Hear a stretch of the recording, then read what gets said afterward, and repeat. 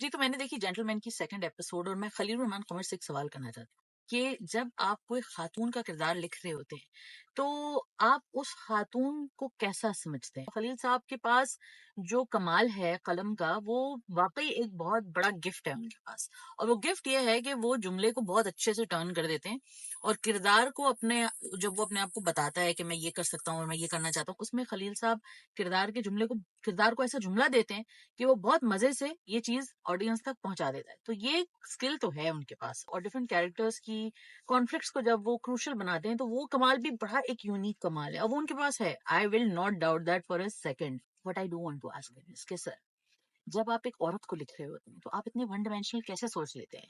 Because जरनाब का जो किरदार है जो कि बहुत अच्छे से प्ले कर रही है यमुना जैदी, तो जब जरनाब मुन्ना को देखती हैं कि वो किसी को पकड़ के लेके जा रहा है, पहली किस्म में तो वो जरनाब जो है वो उनको पकड़ लेती हैं कि ये तुम क्या कर रहे हो और खूब बातें सुना देती हैं। चले उनकी जरनाब की किस्मत अच्छी, वो गरीब बेचारे को मोहब्बत हो गई उनसे। और सेकंड एपिसोड में जरनाब आधमकती हैं चलते हुए, फुल एक्शन सीक्वेंस है और में चलते हुए आती हैं और चमाट मार देती हैं अकबर मुन्ना को।